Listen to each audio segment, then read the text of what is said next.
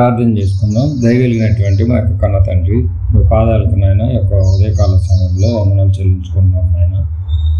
మీ విలువైనటువంటి మాటలను మా యొక్క బ్రతుకులో కొనసాగించుకోవటానికి, విన్న వాక్య ప్రకారంగా మేము జాగ్రత్తగా బ్రతకటానికి తండ్రి మీ సన్నిధి కాంతులు మాతో ఉంచండి, మా కుటుంబాలపైన ఉంచండి తండ్రి. చెప్తున్నటువంటి నాకు సమయోచితమైన జ్ఞానాన్ని ప్రసాదించండి తండ్రి. వింటున్నటువంటి బిడ్డలు కేవలం వినువారు మాత్రమే ఉండి తమను తాము మోసపుచ్చుకోకుండా విన్న వాక్య ప్రకారంగా మేమందరము బ్రతికి మీరున్నటువంటి లోకానికి చేరే మహాభాగ్యాన్ని మా అందరికీ ప్రసాదింపు చేయమని మా ప్రభువును ప్రేరక్షకుడైన యేసుక్రీస్తు నామమున పెట్టే ప్రార్థన సమర్పించి అడిగి వేడుకుంటున్నాం తండ్రి, ఆమేన్. అపోస్తలుడైనటువంటి పౌలు గారు కొరింథీలో ఉన్నటువంటి సంఘానికి ఒక ఉత్తరం రాస్తున్నాడు. ఆ యొక్క ఉత్తరంలోనికి వెళ్ళి మనం ఒకసారి ఆలోచిద్దాం. కొరింథీలకు రాసినటువంటి రెండవ పత్రిక 2వ అధ్యాయము 11వ వచనాన్ని ఒకసారి చదువుకుందాం. 2వ అధ్యాయము 11వ వచనం. నేనేమైనాను క్షమించి ఉంటే సాతాను మనలను మోసపరచకుండానట్లు మీ నిమిత్తము క్రీస్తు సముఖమునందు క్షమించి ఉన్నాను. సాతాను తంత్రములను మనము ఎరుగని వారము కాము. పౌలు గారు పరిశుద్ధాత్మ ప్రేరణతో సంఘాన్ని ఉద్దేశించి రాస్తున్నాడు. సంఘంలో వస్తున్నటువంటి ప్రతి విద్యార్థిని మరి జ్ఞాపకం పెట్టుకొని, మరి సంఘపు స్థితిగతులను జ్ఞాపకం పెట్టుకుంటూ సాతాను తంత్రాలను మనము ఎరుగని వారము కామని క్రైస్తవులందరినీ ఉద్దేశించి రాస్తున్నటువంటి మాట. నిజంగా సాతాను తంత్రాలు మరి క్రైస్తవులకే తెలియకపోతే ఇంకా అన్యులకేం తెలుస్తుంది? కనుక మరి క్రీస్తుని వెంబడిస్తున్నటువంటి మనము, క్రీస్తు అడుగుజాడలలో నడుస్తున్నటువంటి మనము, బైబిల్ని పఠిస్తున్నటువంటి మనము ముందుగా సాతాను తంత్రాలు మనకి తెలియాలి. వాడి తంత్రాలు ఎలా చేస్తాడు, వాడి తంత్రాలకు దొరికిపోయేటటువంటి పరిస్థితి ఎలా కల్పిస్తుంది అన్నది మనము బైబిల్లోనికి వెళ్ళి ఒక్కొక్కటిగా మనము ధ్యానిద్దాం. ఏమంటే ఉదాహరణగా ఒక మంచి మాటను ఒకసారి ఆలోచించగలిగితే, ఒక సైనికునికి నిజంగా యుద్ధం తెలియాలండి. ఒక సైనికునికి యుద్ధం తెలియాలి, యుద్ధం ఎలా చేయాలో తెలియాలి.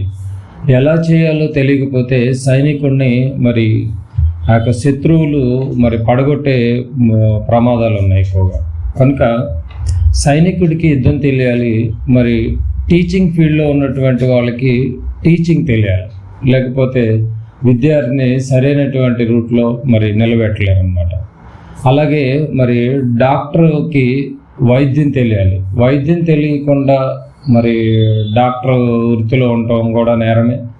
టీచింగ్ తెలియకుండా టీచింగ్ వృత్తిలో ఉండటం కూడా నిజంగా మరి పిల్లలను ఆ యొక్క వృత్తిలో నిలబెట్టుకోకుండా మనమే పాడు చేసిన వాళ్ళం అవుతాం అన్నమాట. అలాగే యుద్ధం చేయాలన్నా కూడా సైనికునికి యుద్ధపు యొక్క ఆ యొక్క విధి విధానాలు బాగా తెలుసుండాలి.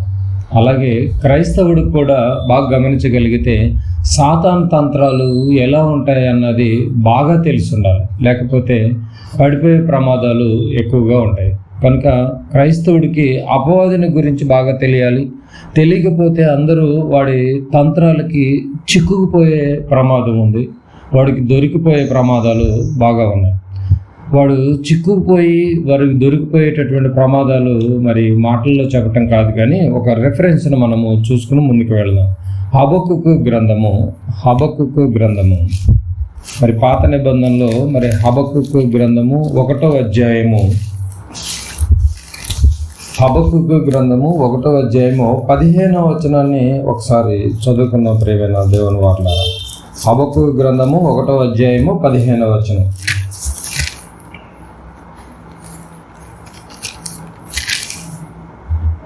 వాడు గాలము వేసి మానవులందరినీ గుచ్చి లాగి ఉన్నాడు, ఉరులు ఊగి చిక్కించుకొనుచున్నాడు. ఏం చేస్తున్నాడంటే అపవాది, వాడు గాలము వేసి మానవులందరినీ గుచ్చి లాగి ఉన్నాడు, ఉరులు ఒగ్గి చిక్కించుకొనుచున్నాడు. వాడు తన వలతో వారిని కూర్చుకొని సంతోషపడి గంతులు వేయుచున్నాడు అని చూడండి. వాడు గాలం వేసి మానవులందరినీ గుచ్చి లాగాడంట, పైగా గంతులు వేస్తున్నాడంట. అపవాది యొక్క ఉరులకు, అపవాది యొక్క చిక్కులకు మరి తంత్రాలకు దొరికిపోయారంట. మానవులు అందరూ దొరికిపోయారంట. కనుక ప్రియమైన దేవుని వారలారా, ప్రతి మనిషి వాడి గాలంలో చిక్కుకున్నవాడే, ప్రతి మనిషి వాడి గాలంతో చిక్కుకున్నటువంటి వాడే. కాబట్టి వాడి తంత్రాలు మనకు బాగా తెలియాలి. గాలంతో చిక్కుకున్నామనంటే వాడు తంత్రాలు ఎలా ఉంటాయి ఏంటి అన్నది మనము చాలా జాగ్రత్తగా ఆలోచించేయాలి. మానవులు అందరినీ గుచ్చాడంట. ఆదాము నుంచి నేటి వరకు బాగా గమనించగలిగితే, ఆదాము నుంచి నేటి వరకు మరి దేవుని కోసం పెరిగిన వారిని వేళ్లతో లెక్క పెట్టవచ్చు. ఈ యొక్క వచనాన్ని బట్టి మనం ఆలోచించగలిగితే వేళ్లతో లెక్క పెట్టవచ్చు. మ్యాక్సిమం అందరూ వాడి తంత్రాలకి మరి మానవులు అందరూ దొరికిపోయారని, చిక్కుకుపోయారని మనకి కనిపిస్తుంది. అలాగే మరో మంచి మాట చూద్దాం. హెబ్రీయులకు రాసినటువంటి పత్రిక 4వ అధ్యాయము, హెబ్రీయులకు రాసినటువంటి పత్రిక 4వ అధ్యాయము 6వ వచనాన్ని కూడా ఒకసారి చదువుకుందాం. హెబ్రీయులకు రాసిన పత్రిక 4వ అధ్యాయము 6వ వచనాన్ని చదువుకుందాం. ఎందుకంటే ప్రతి మనిషి మ్యాక్సిమం వాడి తంత్రాలకి దొరికిపోయారని చెప్పేసి అంటుంటే, మరి పౌలు గారు హెబ్రీయులకి మరొక ఉత్తరాన్ని రాస్తూ ఏం చెప్తున్నాడు చూడండి. 6వ వచనం, కాగా ఎవరో కొందరు విశ్రాంతిలో ప్రవేశించుదురను మాట నిశ్చయము గనుక ఏముంది అక్కడ బాగా గమనించాలి. ఎవరో కొందరు విశ్రాంతిలోకి ప్రవేశించుదురు అంటే ఎవరో కొందరేనట అంటే అందరూ వాడికి తంత్రాలకి దొరికిపోయినటువంటి వారైనా అర్థమవుతుంది ఈ మాటను బట్టి. అంటే పరలోకానికి వెళ్ళే వాళ్ళు ఎవరో కొందరేనట, వారే సాతాన్ని ఎదిరించిన వాళ్ళని ఒకటి అర్థమవుతుంది. ఎవరు పరలోకానికి వెళుతున్నారంట, ఎవరో కొందరు వెళుతున్నారంట. ఆ వెళ్ళిన వాళ్ళు ఈ యొక్క సాతాన్ని ఎదిరించినటువంటి పరిస్థితుల్లో మరి ఉన్నటువంటి వాళ్ళే వెళ్ళగలుగుతారు. ఎదిరించలేనటువంటి వాళ్ళు ఆ పరలోకానికి వెళ్ళలేరని ఒకటి మనకు అర్థమవుతుంది. తంత్రాలు తెలిసిన తర్వాత కూడా వెళ్ళి వాడి వలలో పడేవాడు చాలా మంది ఉన్నారు, తంత్రాలు తెలిసి కూడా. కనుక ఆదాము అవ్వలకు మరి వారి గర్భాన్ని పుట్టినటువంటి బిడ్డలు ఇచ్చినటువంటి వారిలో తరాలను మనం గమనించగలిగితే, ఒక హెబేల్ కానివ్వండి, ఒక ఎనోషు కానివ్వండి, ఒక హానోకు కానివ్వండి, ఒక నోవహు కానివ్వండి, ఇలా ఆలోచించుకుంటూ వెళితే దేవుని కోసం బ్రతికినటువంటి వారు అక్కడక్కడ తరంలో ఒక్కొక్కళ్ళుగా మనకి కనిపిస్తున్నట్టుగా మనకి కనిపిస్తుంది. కనుక ప్రియమైన దేవుని వారలారా, మరి హెబ్రీ పత్రికలో 11వ అధ్యాయంలోనికి మనం వెళ్ళి ఆలోచించగలిగితే, 11వ అధ్యాయము హెబ్రీలకు రాసినటువంటి పత్రిక 11వ అధ్యాయము 5వ వచనాన్ని కూడా ఒకసారి చదువుకుందాం. 5వ వచనం, విశ్వాసమును బట్టి హానోకు మరణము చూడకుండానట్లు కొనిపోబడెను. చూసారండి, ఎక్కడ హెబ్రీ పత్రిక, ఎక్కడ హానోకు గారు తరాలు తగ్గిపోతున్నట్టుగా ఉన్నాయి, తరానికి ఒక్కొక్కరుగా ఉన్నట్టుగా ఉన్నాయని విశ్వాసుల యొక్క జాబితాలో ఒకళ్ళని గుర్తు చేస్తున్నాడు చూడండి. విశ్వాసమును బట్టి హానోకు మరణము చూడకుండానట్లు కొనుక్కోబడెను, అతడు కొనుక్కోబడక ముందు దేవునికి ఇష్టుడై ఉండెనని సాక్ష్యము పొందెను. కాగా దేవుడు అతనికి కొనిపోయిన గనుక అతడు కనబడలేదు. అలా మనం కిందకు వచ్చి చూస్తే 30వ వచనానికి రండి. అదే అధ్యాయము 30వ వచనాన్ని చూద్దాం. విశ్వాసమును బట్టి 7 దినముల వరకు ప్రదక్షిణము చేయబడిన తర్వాత ఎరుకో గోడలు కూలిను. 31, విశ్వాసమును బట్టి రాహాబను వేశ్య వేగుల వారికి సమాధానముగా చేర్చుకొనినందున అవిధేయులతో పాటు నశింపకపోయాను. ఇకను ఏమి చెప్పుదును అని 32వ వచనంలో, గిద్యోను, బారాకు, సంసోను, యెఫ్తా, దావీదు, సమూయేలును వారిని గూర్చి ప్రవక్తలను గూర్చి వివరించుటకు సమయము చాలదు. బాగా గమనించగలిగితే ఎంతో మంది పుట్టితే అక్కడక్కడ కొందరిని చెప్తున్నాడేంటి? ఆదాము దగ్గర నుంచి ఎన్నో తరాలు మరి భూమి మీదకి వచ్చేస్తూ ఉంటే అక్కడక్కడ కొంతమందినే గుర్తు చేస్తున్నాడండి మరి గ్రంథకర్త మరి పౌలు గారు. కనుక దీన్ని బట్టి మనం ఆలోచించగలిగితే మరి వేళ్లతో లెక్క పెట్టవచ్చు అన్నట్టుగా ఒకటి మనకు కనిపిస్తుంది ఈ యొక్క విశ్వాసుల్ని. మరి మిగతా వాళ్ళంతా ఏమైపోయినట్టు? ఎవరు దేవుని కోసం బ్రతకలేదు. మరి దేవుని కోసం బ్రతకలేదంటే మరి అపవాది యొక్క తంత్రాలకి చిక్కుకుపోయారని మనకి ఒకటి అర్థమవుతుంది. ఎందుకంటే వాడు గాలము వేసి మానవులందరినీ గుచ్చి లాగి ఉన్నాడు, గంతులు వేస్తున్నాడని ఒకటి మనకు అర్థమవుతుంది. కనుక ప్రియమైన దేవుని వారలారా, ఇలా అపవాది పరలోకం వెళ్ళకోకుండా చేశాడు. ఇలా మ్యాక్సిమం అందరినీ అపవాది పరలోకం వెళ్లకుండా చేశాడు. ఎవరో ఒకళ్ళు మరి తరానికి ఒకళ్ళు సాతాను ఎదిరించినటువంటి వాళ్ళు, మరి గిద్యోను, బారాకు, ఏబేలు, ఎనోషు, హానోకు అలాంటిటువంటి వాళ్ళు మరి వాడి యొక్క తంత్రాలకి దూరం అయిపోయి వాళ్ళని ఎదిరించి మరి పరలోకానికి అర్హత సంపాదించినట్టుగా ఒకటి మనకి కనిపిస్తుంది. మరి వాడు చేసినటువంటి తంత్రాలలో ఒక తంత్రాన్ని మనం ఈరోజు ఆలోచిద్దాం. ఎందుకంటే సాతాను తంత్రములను మనము ఎరుగని వారము కాము. అంటే వాడి దగ్గర చాలా తంత్రాలు ఉన్నాయి. ఆ తంత్రాలలో ఒక తంత్రాన్ని మనం గమనిద్దాం. పరలోకానికి వెళ్ళకోకుండా మరి ఎలా చేస్తుందో ఒక తంత్రాన్ని మనం ఆలోచిద్దాం. ఒకసారి బైబిల్లోనికి వెళ్ళి ద్వితీయోపదేశకాండము ఒకసారి చూద్దాం. బైబిల్లోనికి వెళ్ళి ద్వితీయోపదేశకాండము 4వ అధ్యాయం. వాడి తంత్రాల్లో ఒక తంత్రాన్ని మనము మరి యొక్క ఉదయకాలంలో మనం ధ్యానిద్దాం. ద్వితీయోపదేశకాండము 4వ అధ్యాయము 9వ వచనాన్ని ఒకసారి మనం గమనిద్దాం, చదువుకుందాం. 9వ వచనం. అయితే నీవు జాగ్రత్త పడుము. ఏముందండి? జాగ్రత్త పడుము. నీవు కన్నులారా చూసిన వాటిని మరవకుండునట్లు, అవి నీ జీవితకాలం అంతయు నీ హృదయములో నుండి తొలగిపోకుండునట్లు నీ మనస్సును బహు జాగ్రత్తగా కాపాడుకొనుము అని అంటున్నాడు. చూడండి, అంటే అయితే నీవు బహు జాగ్రత్తగా కాపాడుకో అని అంటున్నాడు. ఏంటి, ఏ విషయంలో జాగ్రత్తగా చెప్తున్నాడు? నీవు కన్నులారా చూసినటువంటి వాటిని మరవకుండునట్లు, అవి నీ జీవితకాలం అంతయు నీ హృదయములో నుండి తొలగిపోకుండునట్లు అని ఉంది. చూడండి, తొలగిపోకుండునట్లు అని ఉంది. అంటే నిజంగా చెప్పాలి అంటే మనిషి తొందరగా మర్చిపోయేది ఏది చెప్పండి? మనిషి తొందరగా మర్చిపోయేది ఏది? కట్టుకున్నటువంటి మరి భార్యని త్వరగా మర్చిపోడు, అలాగే భార్య భర్తను కూడా మరి మర్చిపోరు.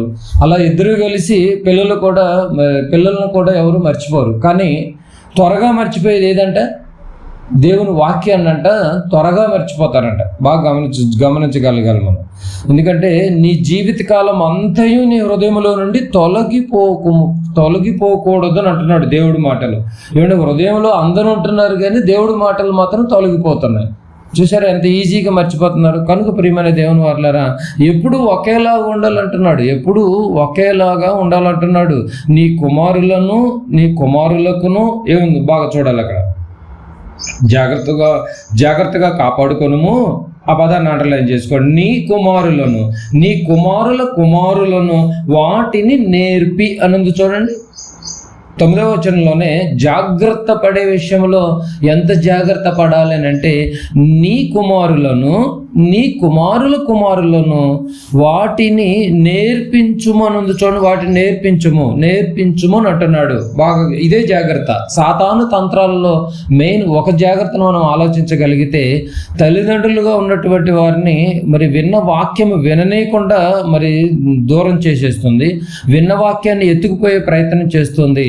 కనుకనే ఇదిగో నీ కుమారుల కుమారులకును వాటిని నేర్పించాలంటే ముందు వాక్యం నీవు నేర్చుకుని ఉండాలి, నువ్వు ఎదిగి ఉండాలి, వాక్యంలో ఎదిగి ఉండాలి అని మనకు ఒకటి అర్థమవుతుంది. ఎలా నేర్పించాలి? ద్వితీయోపదేశకాండము 6వ అధ్యాయము 6వ వచనాన్ని కూడా ఒకసారి చూడండి. ద్వితీయోపదేశకాండము 6వ అధ్యాయము 6వ వచనం. నేడు నేను నీకాజ్ఞాపించి ఈ మాటలు నీ హృదయములో ఉండవలెను. బాగా గమనించాలి. హృదయములో దేవుడు తప్ప, దేవుడు వాక్యం తప్ప అందరూ ఉంటున్నారు.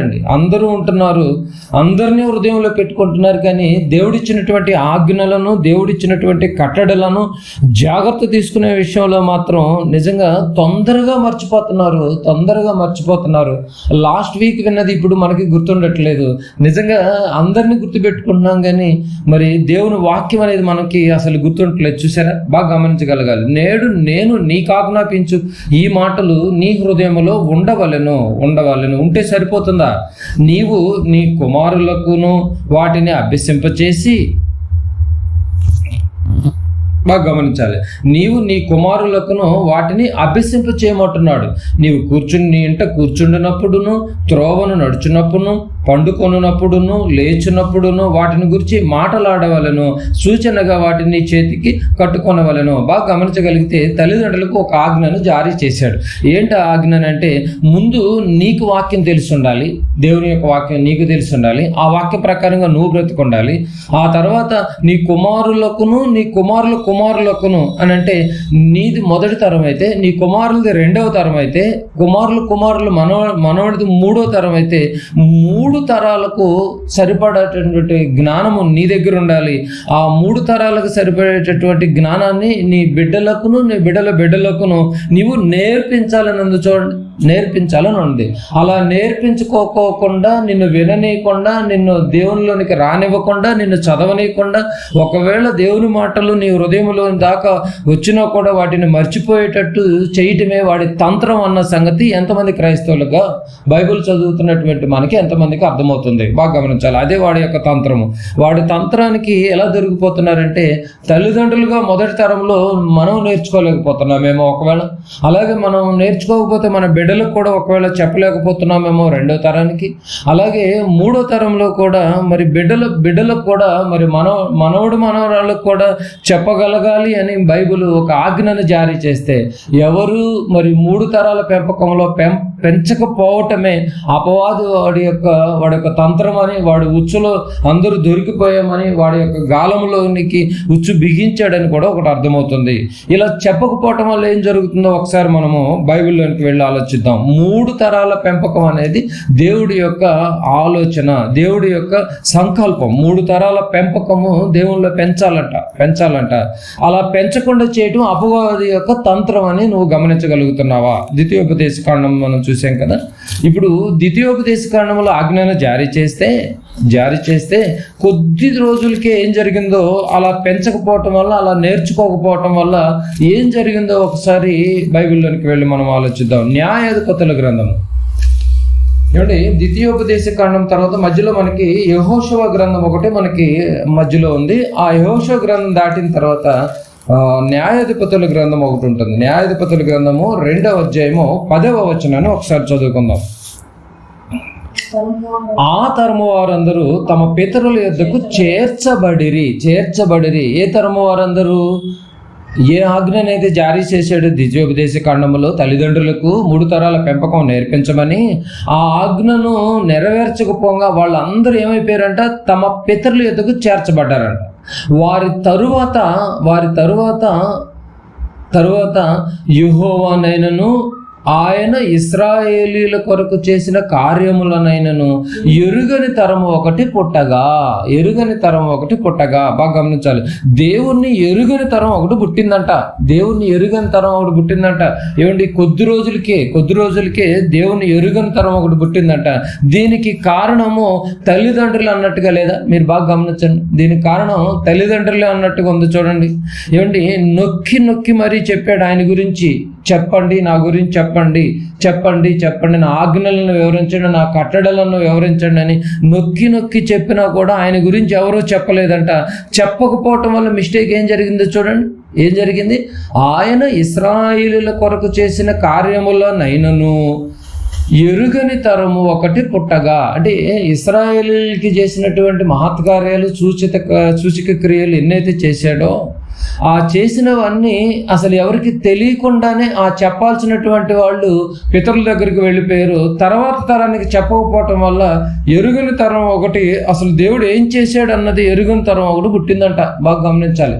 ఒకవేళ అలాంటి మిస్టేక్ ఒకవేళ మనం కూడా చేస్తుంటే మనం కూడా అపవాది తంత్రాలకు మనం కూడా దొరికిపోయినట్టే. అందుకే మరి పౌలు గారు అంటున్నాడు, సాతాను తంత్రములను మనము ఎరుగని వారము కాము అని అంటున్నాడు. ఆదాము నుండి ఇప్పటి వరకు అందరూ మర్చిపోతున్నారు.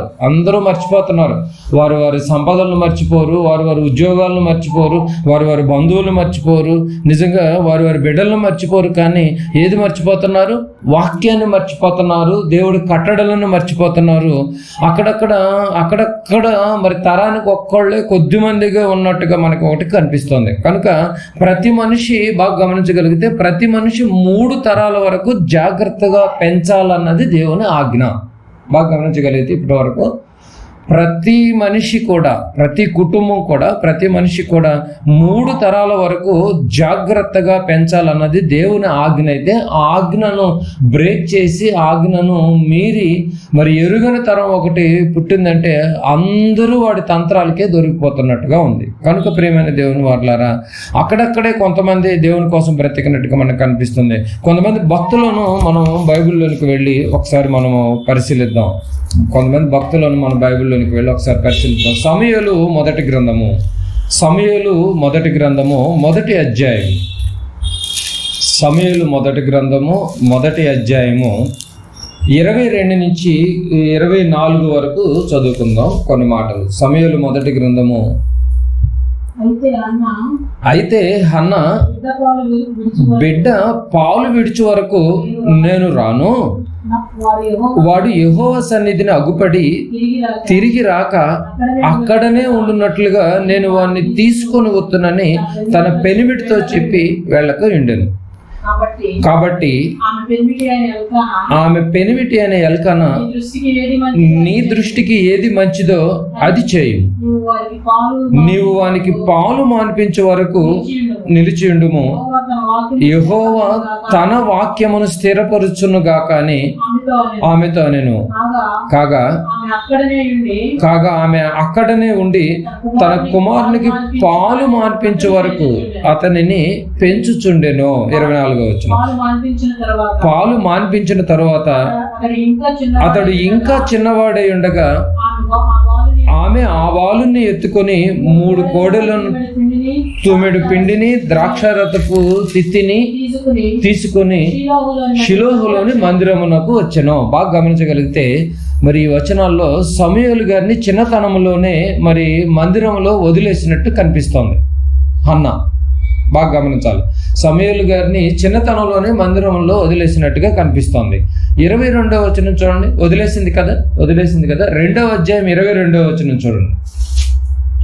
2వ అధ్యాయము 22వ వచనం. అప్పుడు యాజకుడిగా మరి ఏలీ గారు ఉన్నారు. ఏలీ బహువృద్ధుడాయను, ఇశ్రాయేలీయులకు తన కుమారులు చేసిన కార్యములన్నీ వారు ప్రత్యక్షపు గుడారం యొక్క ద్వారము దగ్గరకు సేవ చేయుటకు వచ్చిన స్త్రీలతో శయనించుటను మాట చెవిని పడగా వారిని పిలిచి ఇట్లనెను. బాగా గమనించగలిగితే సమూయేలు గారు మరి ఏలీ దగ్గర పెరిగినట్టుగా ఒకటి కనిపిస్తోంది.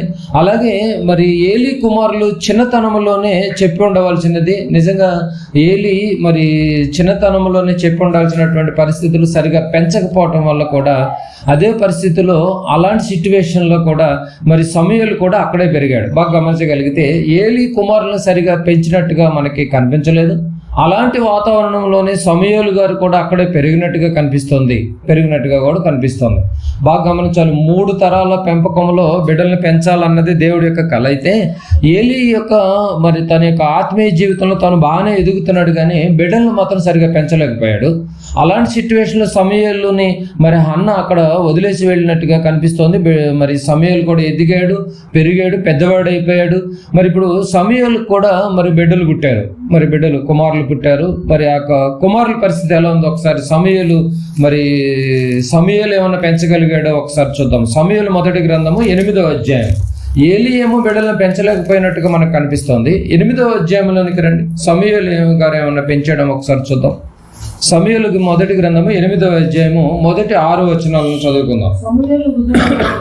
సమూయేలు వృద్ధుడైనప్పుడు తన కుమారులను ఇశ్రాయేలీల మీద న్యాయాధిపతులుగా నియమించారు. సమూయేలు గారు అప్పటికే వృద్ధుడైపోయాడు.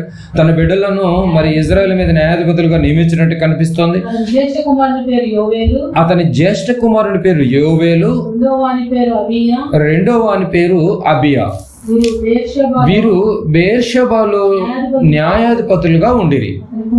అతని కుమారులు అతని ప్రవర్తనను అనుసరింపక ధనాపేక్షకులై లంచము పుచ్చుకొని న్యాయమును త్రిప్పివేయగా. ఏం చేస్తున్నారంటే బిడ్డలని నిజంగా మందిరంలో దేవుని యొక్క సన్నిధిలో సరిగా పెంచకపోవటం వల్ల సమూయేలు గారి యొక్క పరిస్థితి ఎలా అయిపోయిందో చూడండి ఒకసారి. కుమారులు కూడా చెడిపోయినట్టుగా ఒకటి మనకు కనిపిస్తోంది. ధనాపేక్షలో లంచం పుచ్చుకొని న్యాయాన్ని మరి త్రిప్పేస్తున్నారు. ఇశ్రాయేలు పెద్దలందరూ కూడి రామాలో సమూయేలు నొద్దకు వచ్చి, చిత్తగించుము, నీవు వృద్ధుడవు, నీ కుమారులు నీ ప్రవర్తన వంటి ప్రవర్తన గలవారు గనుక సకల జనుల మర్యాద చొప్పున మాకు ఒక రాజును నియమింపుము, అతడు మాకు న్యాయము తీర్చునని అతనితో అనిరి. బాగా గమనించగలిగితే సమూయేలు గారి కుమారులు కూడా చేదాటిపోయినట్టుగా మరి క్రమాన్ని మరి వదిలేసినట్టుగా మరి కనిపిస్తుంది, సరిగా పెంచలేదు అన్నట్టుగా కనిపిస్తుంది. బాగా గమనించగలిగితే ఇక్కడ మనము మరి ఏలీ గారిని మరి చూసాం, అలాగే మరి సమూయేలు గారిని కూడా చూసాం. ఏలి గొప్ప యాజకుడు, ఆయన పిల్లలను సరిగా పెంచలేదన్నట్టుగా కనిపిస్తోంది. రెండవదిగా మరి అదే వాతావరణంలో పెరిగినటువంటి సమూయేలు మరి ప్రవక్త పిల్లలను కూడా సరిగా పెంచలేదన్నట్టుగా కూడా మనకు ఒకటి కనిపిస్తోంది. కనుక దేవుని సేవ చేసేవారు కూడా వారి పిల్లల విషయంలో జాగ్రత్తగా ఉండాలన్నట్టుగా ఒకటి మనకి కనిపిస్తోంది. తర్వాత కాలంలో మరి దావీదు గారు పిల్లల్లో ఒక సమూయేలు గారిని పెంచాడు. ఒక సమూయేలుని ఒక్కడే నిలిచినట్టుగా ఒకటి మనకి కనిపిస్తుంది. మధ్యలో ఎన్నో ఇబ్బందులు వచ్చినప్పటికీ కూడా సమూయేలు గారు ఫైనల్గా నిలబడినట్టుగా ఒకటి కనిపిస్తుంది. వారి తరాలలో వారు బాగానే బ్రతికినట్టుగా ఉంది, కానీ భక్తులు ప్రవక్తలు కానీ మరి వారి యొక్క బిడ్డల్ని సరిగా పెంచలేనట్టుగా ఒకటి మనకు కనిపిస్తుంది. పిల్లల గురించి భక్తులు కూడా నిజంగా సరిగా పెంచలేదన్నట్టుగా ఒకటి మనకు కనిపిస్తుంది. బాగా గమనించగలిగితే ఏమంటే నిజంగా మరి 3 తరాల పెంపకంలో పెంచినటువంటి నిజంగా బైబిల్లో ఒక ఉన్నతమైనటువంటి ఒక విశ్వాసులకు తండ్రి అయినటువంటి మరి అబ్రహాం గారి కుటుంబం గురించి కొన్ని వచనాలు మనం ఒకసారి ఆలోచిద్దాం. బాగా గమనించగలగాలి. ఏమండి మరి ఏలి యాజకుడైనటువంటి మరి ఏలి బిడ్డలను పెంచలేకపోయినట్టు కనిపిస్తోంది. అలాగే సమూయేలు మరి వారి యొక్క బిడ్డల్ని సరిగా పెంచలేదన్నట్టుగా వాటికి మనకి కనిపిస్తోంది. ఇలా భక్తులందరి బిడ్డల్ని అపవాది వాడి యొక్క గాలంతో గుచ్చి పెంచుకోకుండా మరి దూరం చేస్తున్నట్టుగా ఒకటి మనకు కనిపిస్తుంది. కానీ మరి అబ్రహాం గారు మరి విశ్వాసులకు తండ్రి ఎలా అయ్యాడో మరి 3 తరాల పెంపకాన్ని ఎలా పెంచాడో లేదన్నది మనకి ఒకటి మరి బైబిల్లో కొన్ని ఆధారాలు మనం గమనిద్దాం. ఆదికాండం 25వ అధ్యాయము 7-8 వచనాలను ఒకసారి చదువుకుందాం. 7-8 వచనాలను చదువుకుందాం.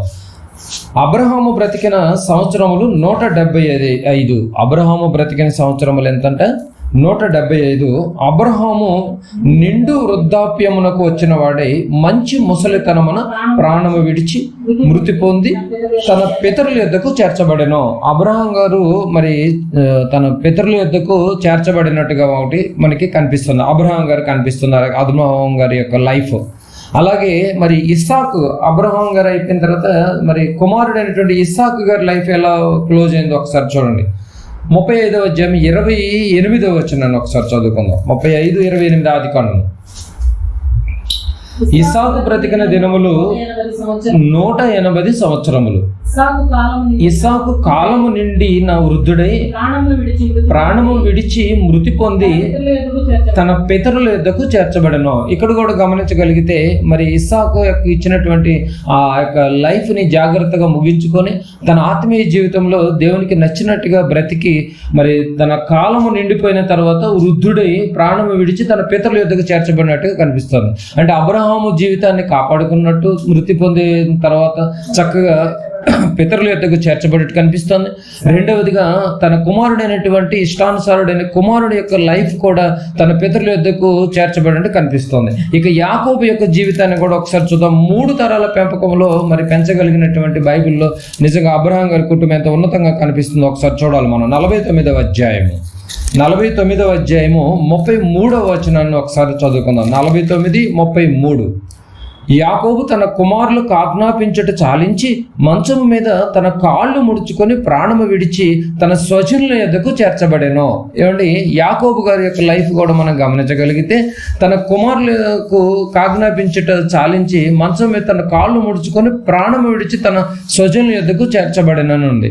అంటే ఏమండి, అబ్రహాం గారి కుటుంబం ముగ్గురు కూడా మనకు కనిపిస్తున్నారు చక్కగా. అబ్రహాము, ఇస్సాకు, యాకోబు కనిపిస్తున్నారు ఆదికాండంలో. అయితే ఇదే ఈ యొక్క ముగ్గురు యొక్క లైఫ్ని మనం ఒకసారి ఈ 3 తరాల పెంపకాన్ని మన నిజంగా మత్తయి గారు ఏం మాట్లాడుతున్నాడో ఒకసారి మత్తయి సువార్తలోనికి రండి. మత్తయి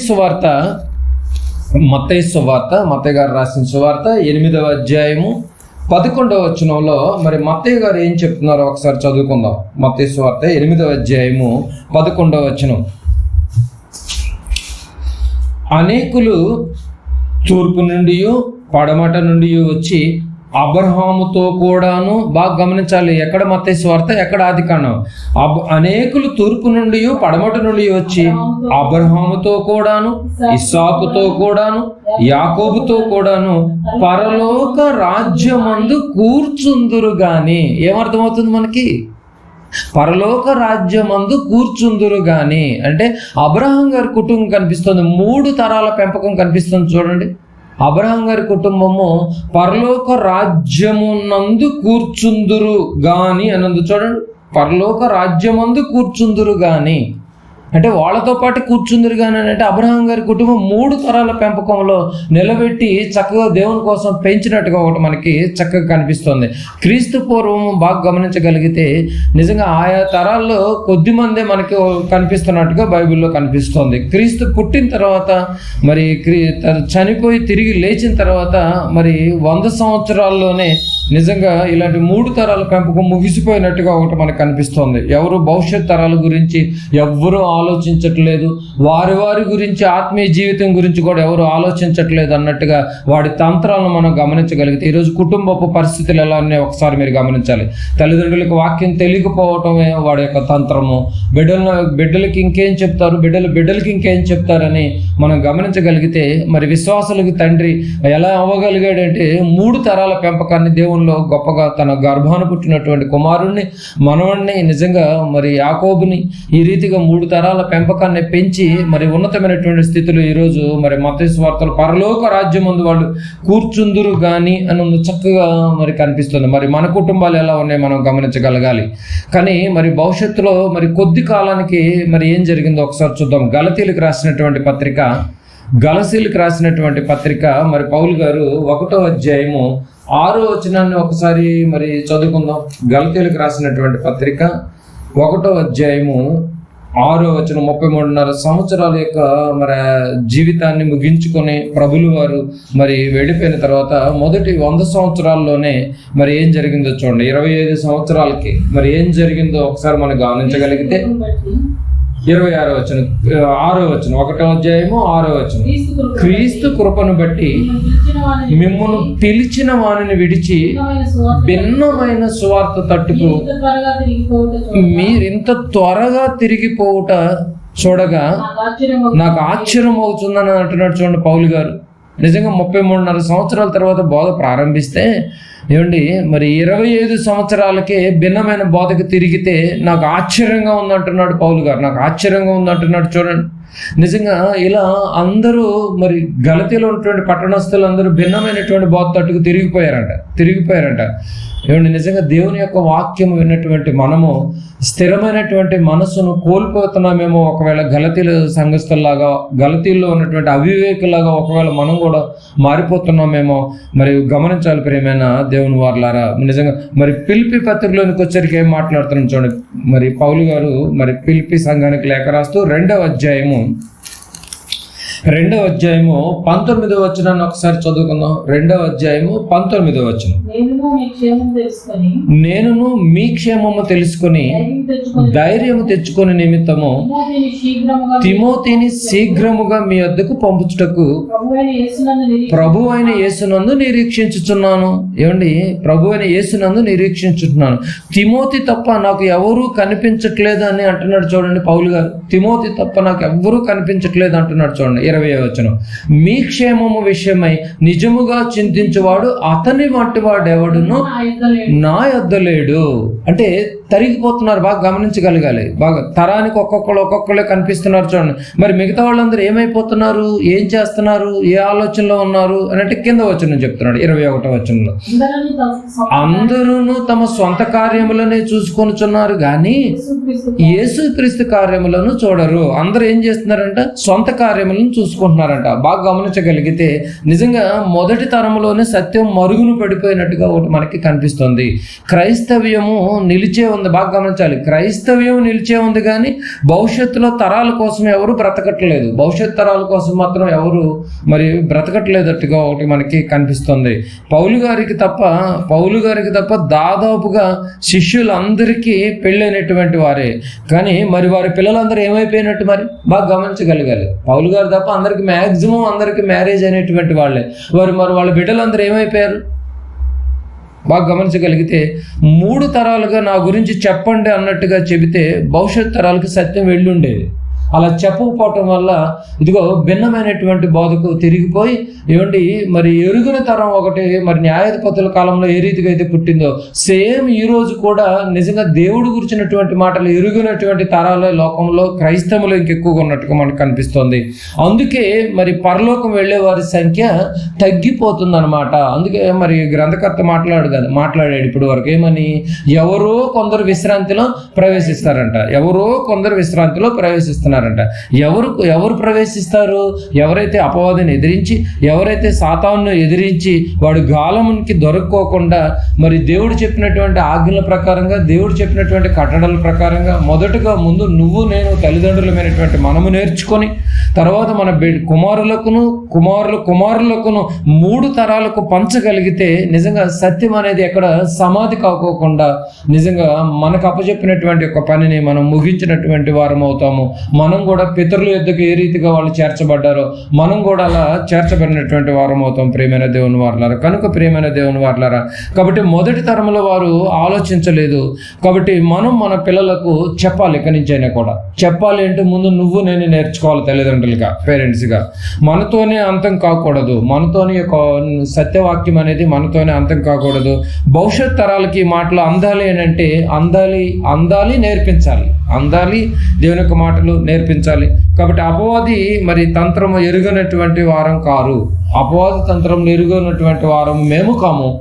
ఇప్పుడు ఆ మేములో నువ్వు నేను ఉండాలంటే ముందు మొదటిగా మనము నేర్చుకోవాలి, మన బిడ్డలకి నేర్పించాలి. ఆ బిడ్డలకు కూడా నేర్పిస్తే మన యొక్క జీవితాన్ని ముగించుకొని మరి మనం ఈ లోకంలో నుంచి వెళ్ళిపోగలిగితే మన యొక్క బిడ్డలు కూడా వారి యొక్క ఇచ్చినటువంటి యొక్క దేవుని యొక్క మాటలను, ఆజ్ఞలను, కట్టడలను శ్రద్ధగా నేర్చుకుని వాళ్ళు కూడా వారి యొక్క బిడ్డలకు కూడా చెప్పి అపవాది తంత్రాలకు దొరికిపోకుండా జాగ్రత్తగా ఉన్నతంగా బ్రతికేటటువంటి మంచి అవకాశాన్ని దేవుడు మన కుటుంబాలకు ఇచ్చినందుకు కూడా నిజంగా మనం ఎంతగానో మరి ఆయన కృపకు పాత్రలమైన ప్రేమైన దేవుని వారలారా. కనుక క్రైస్తవులో ఉన్నటువంటి మనము, క్రీస్తును వెంబడిస్తున్నటువంటి మనము, క్రీస్తులో కొనసాగుతున్నటువంటి మనము, క్రీస్తు యేసు లాంటి మంచి మనసును మనం కూడా కలిగి ఆయన అప్పచెప్పినటువంటి విధి విధానాలను తల్లిదండ్రులుగా మనము, విశ్వాసులుగా మనము జాగ్రత్తగా కొనసాగించి మన గర్భాన్ని పుట్టినటువంటి బిడ్డలకు జాగ్రత్తగా నేర్పించి కూర్చునేటప్పుడు, లేచేటప్పుడు, పడుకునేటప్పుడు, ప్రయాణంలో నేర్పించగలిగి మరి కుమారులకు కూడా మనం నేర్పించగలిగితే ఇలాంటి విలువైనటువంటి మాటలు మరి అందరికీ ఎరిగిన తరంగా మనం మార్చేటటువంటి మంచి అవకాశాన్ని దేవుడు మనకు కల్పిస్తున్నాడు.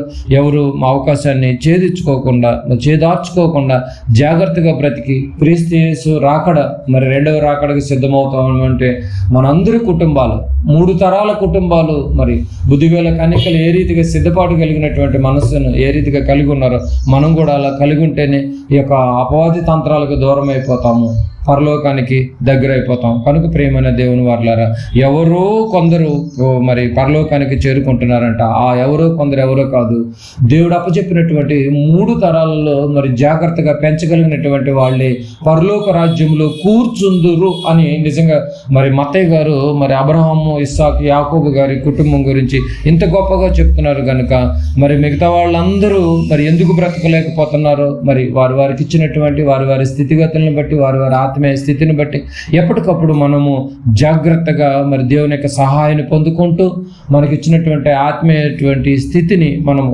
చేదార్చుకోకుండా ఉన్నతంగా బ్రతకాలని కోరుకుంటూ ఈ చిన్న మాటలను హృదయంలో పదిలిపరుచుకొని అపవాది తంత్రాలకు దూరం అయిపోయి వాడి తంత్రాలకు చిక్కుకోకుండా వాడి గాలానికి చిక్కుకోకుండా దేవుడు అప్పచెప్పినటువంటి ఆజ్ఞలను కట్టడలను మనకిచ్చినటువంటి 66 పుస్తకాల్లో ఏముంది అన్నది మనం ఎప్పటికప్పుడు పరిశీలించి పరలోక రాజ్యానికి చేరుకుందాం. కళ్ళు మూసుకోండి, ప్రార్థన చేసుకుందాం.